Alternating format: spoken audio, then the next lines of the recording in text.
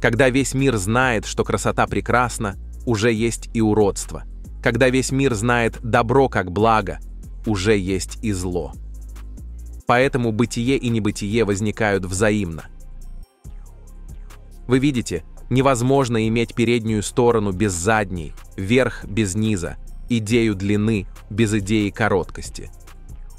Вы замечаете, что нельзя существовать только с одной стороной, всегда присутствует и противоположное. Не может быть верха без низа, длины без короткости. Эти понятия неразрывно связаны и дополняют друг друга. Невозможно представить что-либо только в одном измерении, ведь любая вещь или явление обретают смысл только в сопоставлении с противоположностью. Это фундаментальный принцип мироустройства. Нет такого мира, где есть пчелы без цветов или цветы без пчел, ведь пчелы и цветы, по сути, один и тот же организм, они лишь выглядят по-разному, подобно тому, как твоя голова сильно отличается от твоих ног. Но у людей нет ни головы без ног, ни ног без головы, они неразрывно связаны кожей и костями. Точно так же пчелы и цветы, хоть и разделены физически, но по сути неразделимы. Пчелы жужжат, а цветы источают аромат и цвет.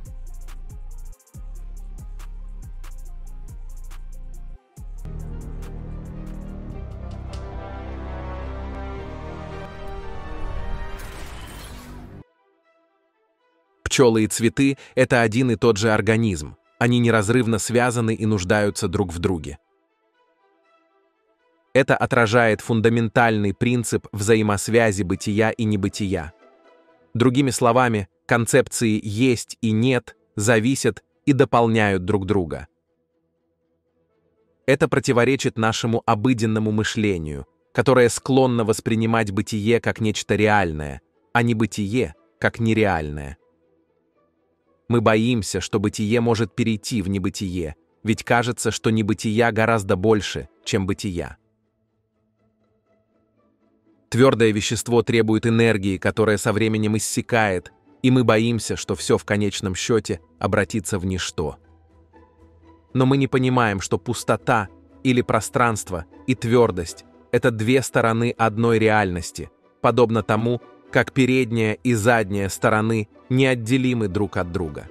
Немыслимо представлять твердый объект без окружающего пространства.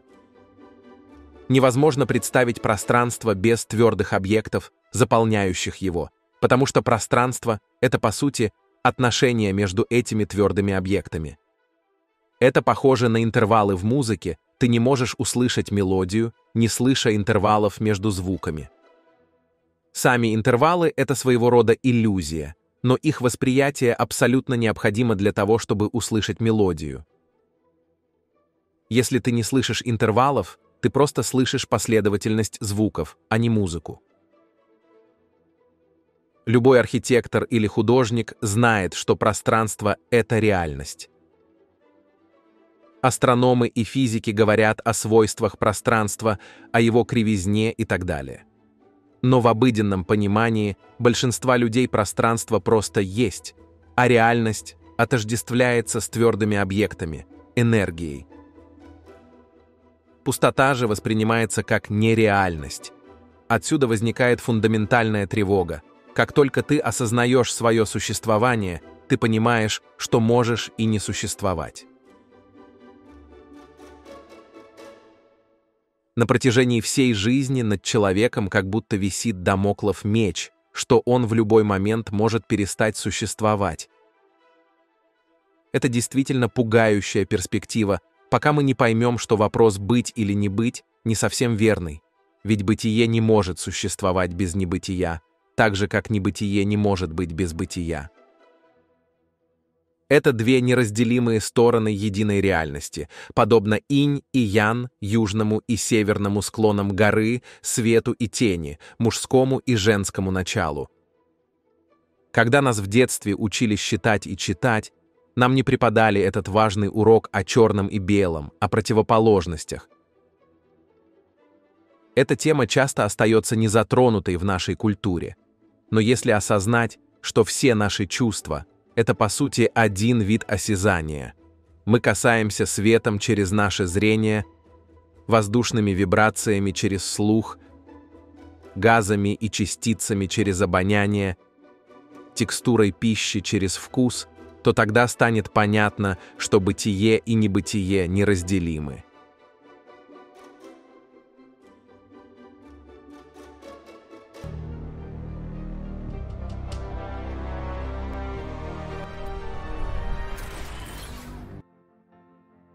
Осознаешь ли ты, что любое ощущение — это по сути вибрация?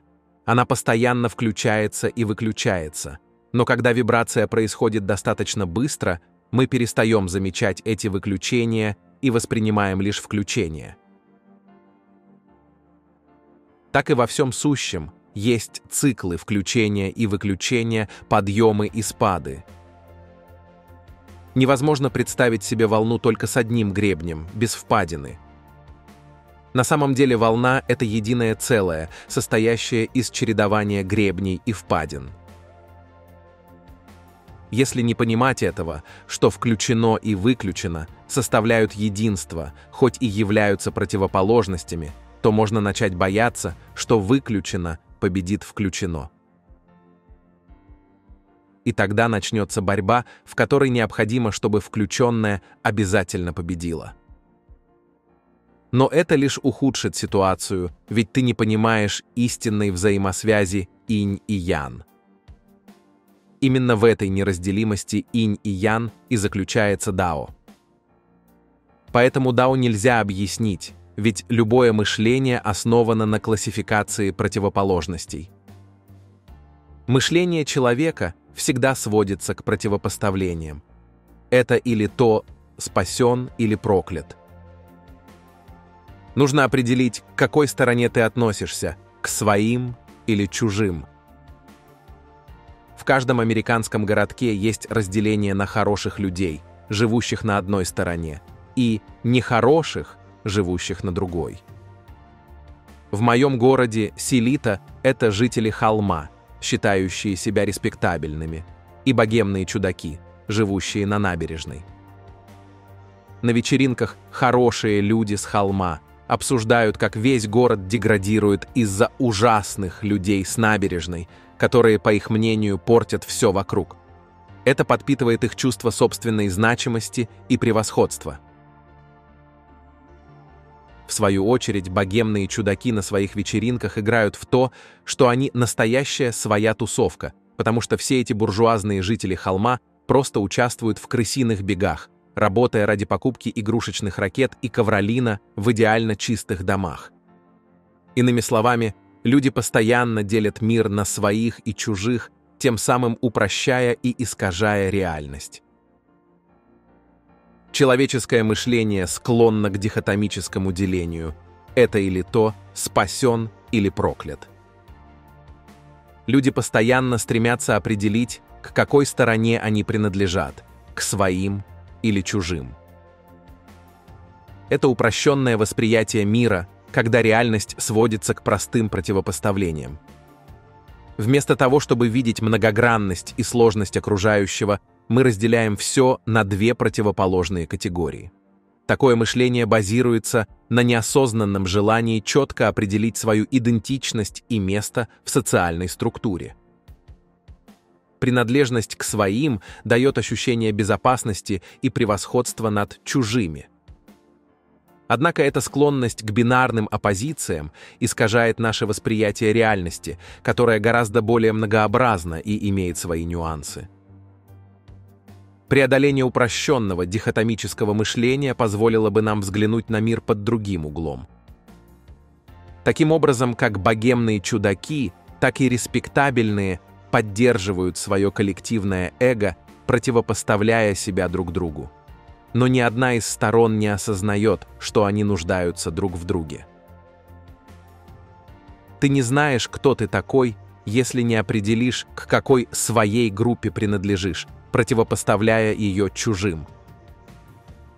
То же самое происходит и в философии. Есть колючие люди, которые любят четкость и порядок, и вязкие люди, которых считают неопределенными и нереалистичными. Колючие обвиняют вязких в размытости, а вязкие говорят колючим, что у них нет тонких чувств. Они просто сухие рассудительные существа. Колючие верят, что мир состоит из частиц, а вязкие предпочитают думать о волнах. Но они не понимают, что не смогли бы определить свою позицию без контраста с противоположной. Ведь подлинная реальность — это смесь колючести и вязкости. Так или иначе, колючие — это ян, а вязкие — инь. Они неразделимы, но при этом совершенно различны. Ключ к мудрости — понять скрытую взаимосвязь между этими противоположностями. Несмотря на всю очевидную оппозицию, под ней лежит имплицитное единство.